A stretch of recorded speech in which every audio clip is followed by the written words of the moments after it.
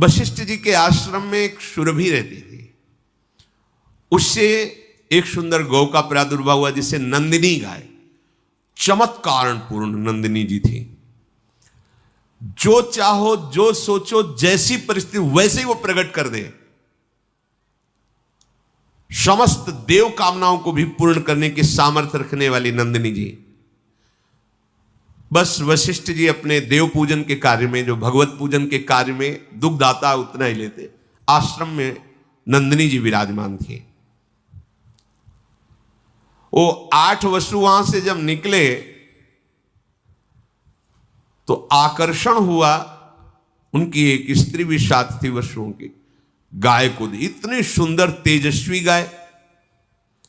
तब पूछा अपने पति से वसु कि ये गाय, तो उनका ये दिव्य गाय है, जिसके पास होगी उसके शरीर में कभी बुढ़ापा नहीं आएगा, कोई रोग नहीं आ सकता केवल इसके रहने से, और जो कामनाएं करे वो सब पूर्ण हो जाती हैं। और कहीं इसका दुग्ध पान कर ले फिर क्या कहना, हर समय वो जवान रहेगा, स्वस्थ रहेगा, बिना खाए पिए स्वस्थ रहेगा। नंदिनी के दुग्ध का प्रभाव, बड़ी महिमा का वर्णन किया। तो उसमें देव नामक जो वसु थे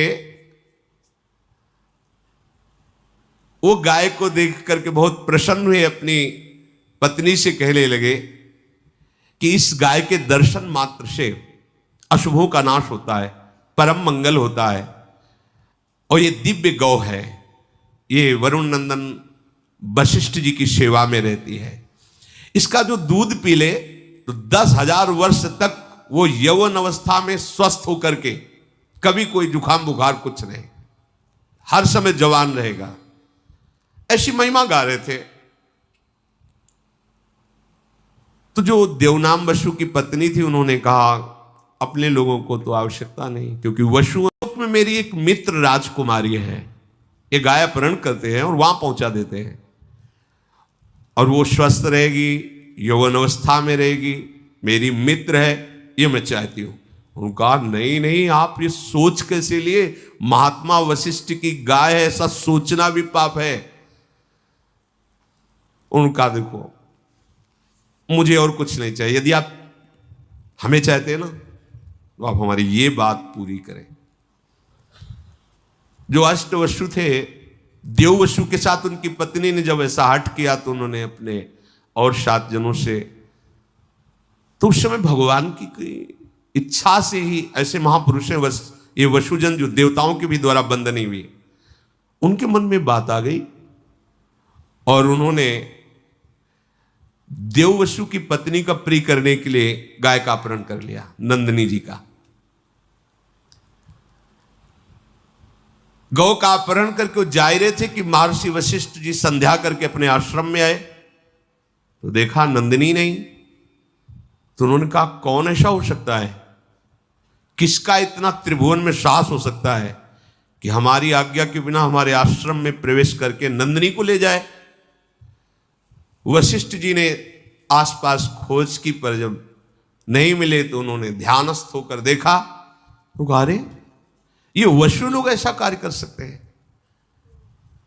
वो तो तत्काल आवेश में आ गए और वहीं प्रकट हो गए जहां वसु गाय लिए जा रहे थे। उन्होंने कहा तुम्हें शोभा देता है, तुम देवताओं से भी वंदनीय श्रेष्ठ हो, हमारी नित्य दिनचर्या में देव पूजन में आने वाली गाय को तुम चुरा कर ले जा रहे हो, तुम्हें पता नहीं तुम क्या अपराध कर रहे हो। तो घबरा गए वसुजन।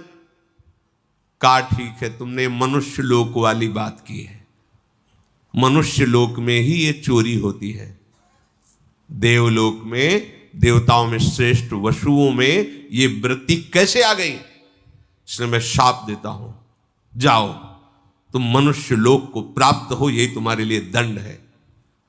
वसुओं को ये शाप दे दी, जाओ तुम मनुष्य लोक में जन्मो।